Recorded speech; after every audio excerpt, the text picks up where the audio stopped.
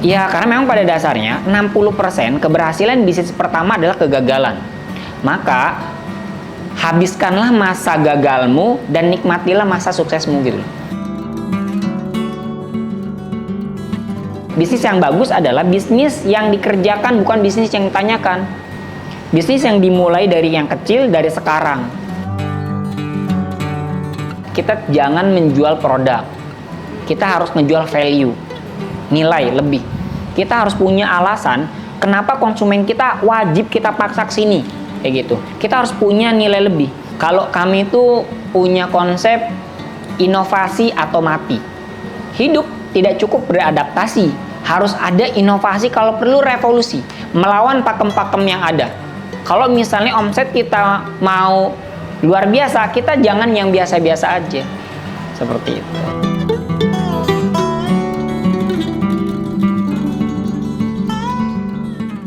Oke, nama saya Isa Juarsa. Saya lahir di Bandung, lahiran tahun 84 lah. Mungkin sekarang sekitar 17 tahun kali ya. Terus kemudian saya punya usaha bakso rusuk Yos dan beberapa brand, total ada 9 brand. Seperti itu. Pertama gimana ya? Saya dulu karyawan loh. Saya kerja dulu 12 tahun di Astra, di perusahaan. Saya kerja sama orang. Cuman ketika saya kerja itu, saya itu setiap kali open recruitment itu 200 sampai 800 orang, yang keterima tuh cuma 2, 4, 6 gitu. Sisanya kan nganggur lagi. Saya bilang, aduh kasihan banget gitu ya. Secara pribadi, saya mungkin kalau untuk gaji udah cukup lah ya. Gaji udah cukup. Cuman memang kayaknya kok saya terlalu jahat kalau misalnya saya harus untuk diri sendiri, hidup untuk diri sendiri. Dulu saya waktu kerja di Astra itu, saya waktu terakhir tuh bagian quality control, itu kerjanya enak banget gitu kan. Tapi sebelum untuk posisi quality control itu, saya juga ngerintis juga dari bawah, kayak misalnya dari produksi, ya ngangkat barang. Jadi kadang-kadang kita tuh nggak mau ngelewatin itu, ujung-ujung pengennya sukses, nggak bisa.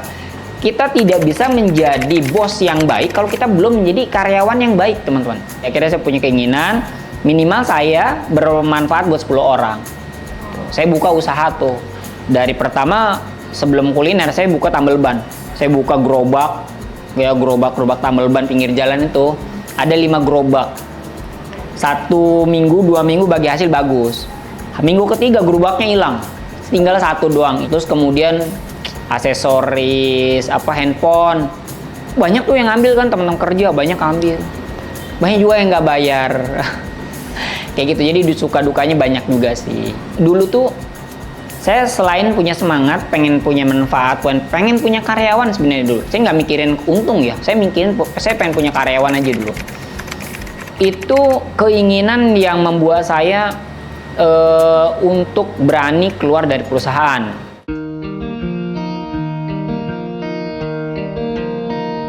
Nah, saya memilih untuk kuliner dulu tuh ketika banyak banget bisnis-bisnis yang sebelumnya ini belum terlalu lama, gajiannya terlalu lama. Kira-kira kalau misalnya yang gajiannya harian tuh apa gitu, masuklah dapat kuliner. Saya buka dulu ayam penyet Jos. Modal tabungan sih udah habis semua tuh. Ayam penyet Jos itu modelnya itu dari pinjaman dari bank, itu kan, dari KTA. Dulu ada pinjaman, payroll kan, pinjaman dari bank. Akhirnya saya buka usaha. Nah, pinjaman ini kemudian yang saya bikin untuk berani gambling tuh. Ya udah, saya bilang kalaupun misalnya rugi, ya saya masih bisa bekerja untuk nyicilin cicilannya gitu kan. Buka usaha dari 2013 sampai 2015. Cuman waktu itu di ayam ini kok ramenya itu pas hanya di jam makan aja, siang sama malam. Kira-kira kalau misalnya menu apa sih ya, makanan apa yang nggak kenal waktu, nggak kenal cuaca, nggak kenal kasta, usia, apa ya? Oh, ternyata bakso. Orang di rumah udah makan, jalan-jalan keluar, dia tuh masih, yaudah makan bakso aja deh gitu. Apalagi belum makan gitu kan. Kita makan bakso aja kayak gitu. Bukalah kemudian tahun 2015 kita buka bakso. Seperti itu. Di tahun 2015 saya buka bakso, ya buka bakso itu juga dari pinjaman bank juga tuh. Jadi mengagunkan sertifikat rumah waktu itu. Berani banget kan gue. Memang kesuksesan itu harus pertaruhannya besar. Akhirnya saya agunin sertifikat rumah, pinjam ke bank, buka usaha lagi bakso. Terus kemudian tahun 2015 buka, tahun 2016 baru saya resign kerja. Gitu. Karena memang saya nggak bisa, kita tidak bisa hidup di dua kaki. Pasti ada satu waktu kita harus menentukan memilih yang mana. Karena fokus lebih dekat kepada kesuksesan. Kalau kita mau sukses berkarir, maka fokuslah bekerja, inisiatifnya, nurut atasannya gitu, maka cepat tuh nanti naiknya. Kalau kita mau sukses berwirausaha, maka fokus juga berwirausaha, jangan setengah-setengah. Nasi hasilnya akan setengah-setengah. Ya, kalau untuk balik modal pinjaman ke bank itu kurang lebih sekitar 2 tahunan lah. 2 tahun kita udah kita nyicil, terus terakhir sekarang kita udah ada uang, kita tutup gitu kan. Terus kalau buat para yang berikutnya sekarang, ketika kita sudah operasional udah bagus, produknya juga enak gitu kan. Kan di kuliner ini, terutama restoran itu minimal itu yang harus kita kuasain tuh 4 hal. Ini 4 pilar nih. Yang pertama adalah produk. Produk tuh wajib yang namanya enak dan ngangenin. Enak aja nggak cukup, harus ngangenin, harus bikin orang mau balik lagi. Yang kedua adalah pelayanan. Operasional itu harus handal, harus prima gitu, harus excellent. Pelayanan, orang tuh mau datang ke restoran kita karena 2, karena produknya yang enak ngangenin, yang kedua karena pelayanannya yang baik. Coba kalau misalnya dilayanin jutek, mau nggak balik lagi? Nggak mau. Yang ketiga adalah marketing. Yang bikin orang datang adalah marketing gitu. Banyak banget orang punya produk yang enak, harganya murah tapi nggak laku. Kenapa? Karena nggak ada orang yang tahu, marketingnya nggak jalan. Makanya kita mesti pinter-pinter ngiklan, sering-sering ngiklan gitu. Jangankan kita ya, rokok aja yang ada nikotinnya, mereka masih ngiklan gitu loh. Apalagi kita gitu kan. Nah, yang keempat tadi adalah kalau mau sukses di kuliner, yang keempat adalah finance, keuangan. Pastikan ini harus transparan, harus terjaga cash flow-nya. Jangan sampai bercampur uang pribadi dengan uang perusahaan, dengan uang restoran nggak boleh. Harus dipisahkan. Seperti itu.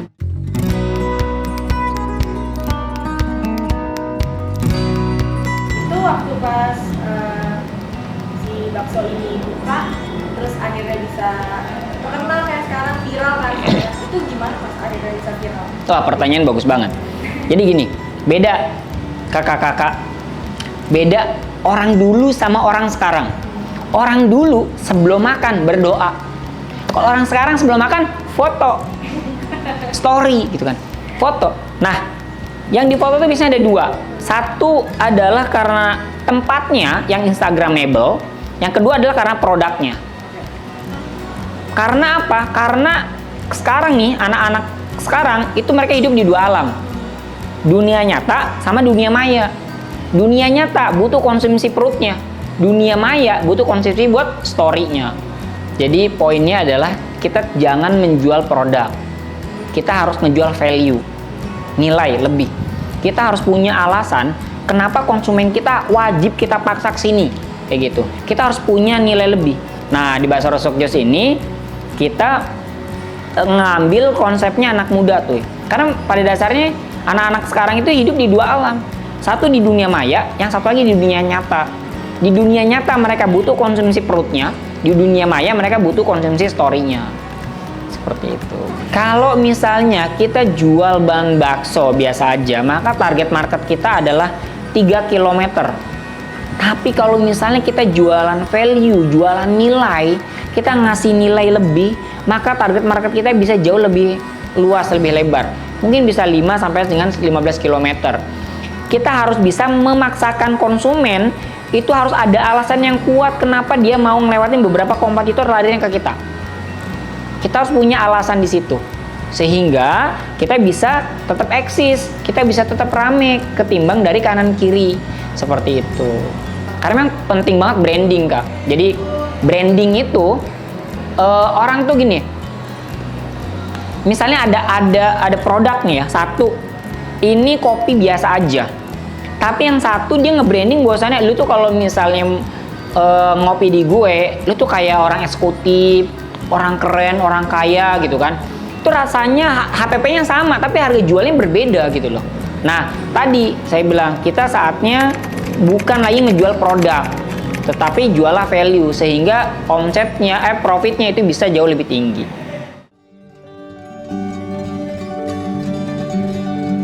Kalau untuk awalan nih dulu itu kita jual bakso biasa aja sih sebenarnya. Jadi lebih ke diskon 50% gitu kan. Diskon 20%, hari Sabtu Minggu kita diskon sekian gitu kan. Lama-lama kok capek ya. Rame banget tapi nggak ada untungnya gitu loh. Wah, berat gitu kan. Terus apa? Nah, tadi balik ke basic. Inovasi atau mati. Ya. Kopi tidak harus hitam, ngopi tidak harus minum kopi, bakso tidak harus bulat, makan bakso tidak harus di mangkok. Ini kemudian yang saya terapin di bisnis bakso ini. Setelah 1 tahun, kita tuh harus ada perubahan. Kita harus ngikutin tren. Jadi kita tuh kita harus mengikuti tren dan menciptakan tren gitu. Nah, kurang lebih sekitar 8 bulan dari grand opening yang pertama, kita konsep yang tadi, ya inovasi seperti itu. Range harganya berapa sih Mas? Kita tuh harga antara 20.000 sampai dengan ada yang 150.000. Kalau mau custom bakso ada juga yang 100 jutaan juga ada. Tahun 2019 kita bikin rekor muri bakso gepeng terbesar se-Indonesia bahkan sedunia ya. Lebarnya 3 meter, beratnya 1,2 ton buat 15.000 orang, ngerebusnya 4 hari. Rekor muri itu. Itu habisnya dulu sekitar 300 jutaan. Kalau sekarang dari 2015 ya berarti ya? Sampai sekarang omsetnya gimana Mas peningkatannya? Wah, ini bicara omset ya. Rada-rada sedep nih kan. Ya, dulu di awal-awal kita buka warung ya. Dulu di awal-awal itu 2 kilo untuk 3 hari, Mbak. 2 kilo untuk 3 hari. 2 kilo daging buat 3 hari. Alhamdulillah berkat support dan dukungan dari teman-teman semua, dari teman-teman media, masyarakat, dan influencer YouTuber, kita bisa sampai 1 hari itu 800 kilo.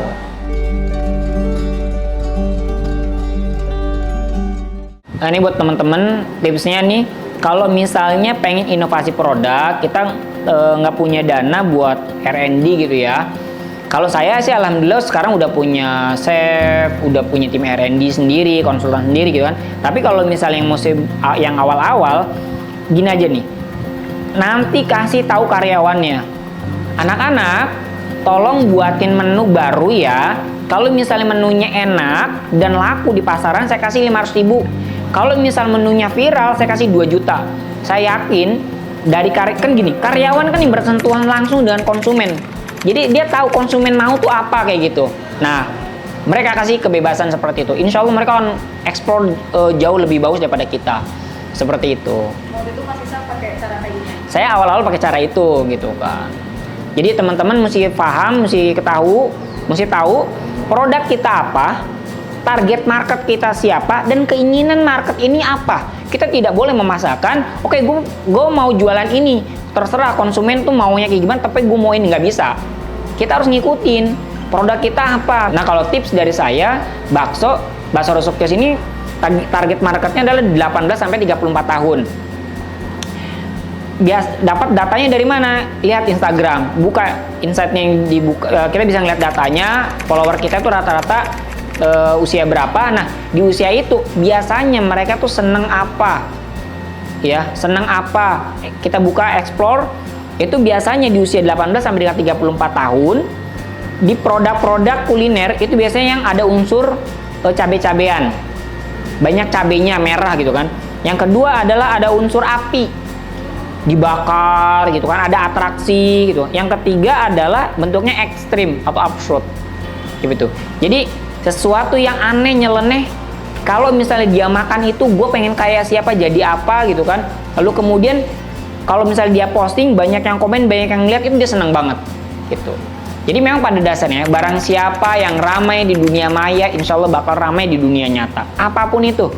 Jadi kalau misalnya mau kita viral, mau diliput banyak orang, kita tuh harus punya nilai tarik sehingga produk itu bisa viral di media sosial. Seperti itu. Tadi value yang tadi. Seperti itu.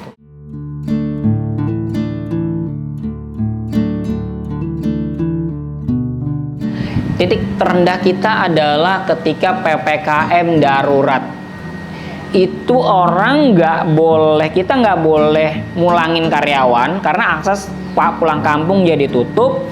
Kita nggak dapat subsidi dari pemerintah, tuh kan, kita nggak boleh jualan, gitu kan. Terus boleh jualan tapi online, dan ketika jualan online akses di kampung-kampung itu ditutup. Wah, itu udah waktu itu kita hampir ratusan juta buat nombokin gaji karyawan gitu hampir setiap bulan seperti itu. Saya tuh 1 bulan rugi 400 juta buat subsidi karyawan.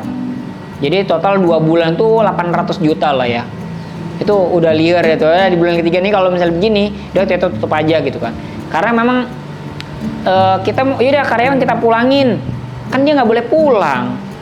Di akses di jalan tol juga diblokade gitu kan. Mereka nggak boleh pulang.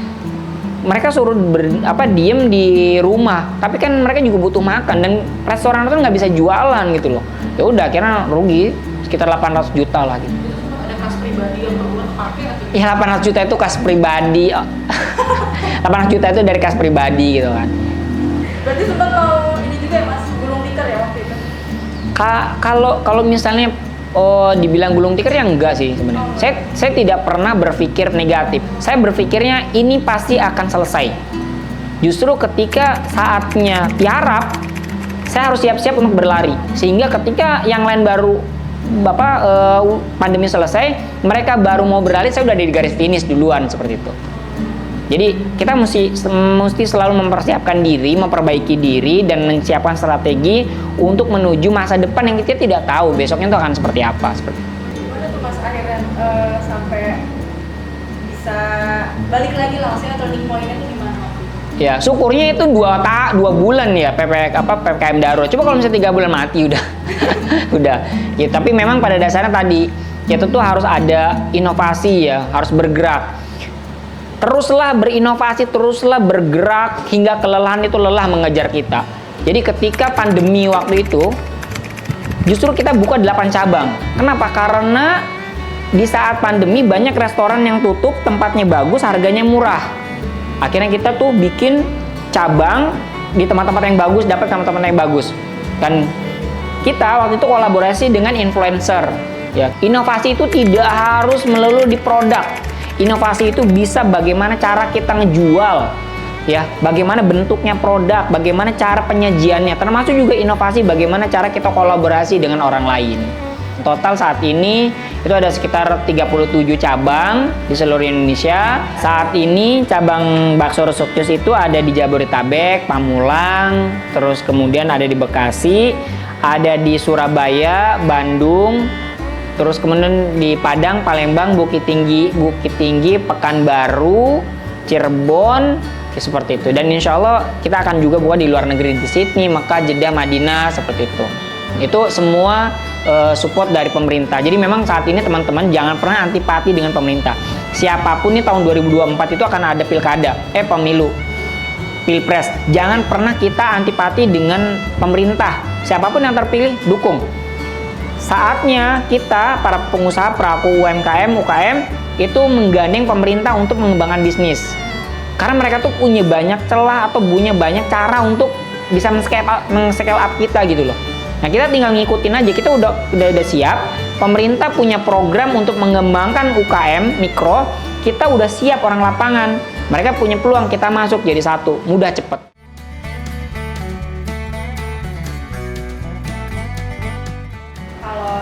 Bisnisnya Mas Isa tidak cuma bakso Resukjus saja ya, ada kuliner yang lain, ada sama komedi segala macam. Nah, gimana sih Mas cara Mas Isa untuk mengelola bisnis yang lain sama yang gitu? Ya, jadi kalau misalnya kita memang mau sukses di kuliner, kita harus memang sadar produk dulu. Kita harus tahu, kita nih owner jangan kemudian ngebos. Jadi bos, jangan. Kita tuh harus tahu produk kita apa dan operasional tuh bagaimana. Sehingga apa? Sehingga kita tidak dibohongin oleh karyawan. Dan kita harus punya orang yang expert di bidangnya. Kalau misalnya operasional, kita harus meng-hire orang-orang yang jago di operasional, kayak gitu. Jadi kita punya HO sendiri, head office. Itu yang ngurusin masalah keuangan, masalah operasional, masalah R&D semua ada timnya, ada marketing dan lain sebagainya. Nah, sehingga kita membuka bisnis apa aja gampang, tinggal duplikasi aja kayak gitu. Karena kita udah rapi. Seperti itu sih. Gimana Mas caranya ngembangin setiap brandnya? Ngembangin setiap brandnya ada strategi sendiri kan? Mas? Buat teman-teman tuh kalau misalnya mau bikin usaha, pastikan DNA-nya benar. DNA tuh gimana? Pastikan DNA-nya benar. Jadi jangan pernah berharap, bermimpi, berteduh di bawah pohon yang besar, kan? Berharap memiliki bisnis usaha yang besar, punya untung banyak, bisa buka cabang di mana-mana, ya. Berharap punya pohon yang besar, rindang, banyak buahnya, tetapi yang ditanam adalah pohon toge. Ini nggak bisa gitu loh. Ketika mau bangun bisnis, DNA-nya harus bener. Ini kalau saya investasiin bisnis di sini, ini kira-kira gedenya kayak siapa, kayak apa, bisa bikin gua kaya apa enggak, gitu. Oh, ternyata bisa nih seperti ini. Oke, lanjutin. Kalau enggak, jangan gitu. Buang-buang waktu, buang-buang umur, seperti itu sih. Di saat ini tren akan berubah. Nah, kita untuk sampai dengan ke sana, kita tuh harus mempersiapkan diri. Contoh misalnya ketika pandemi kemarin, orang rame-rame buka nutup restoran jadi online. Ternyata saya berpandangan, saya yakin nanti suatu saat masa online akan selesai, pandemi akan selesai, orang akan balik lagi ke offline karena mereka makan tuh butuh experience. Mereka tuh butuh interaksi.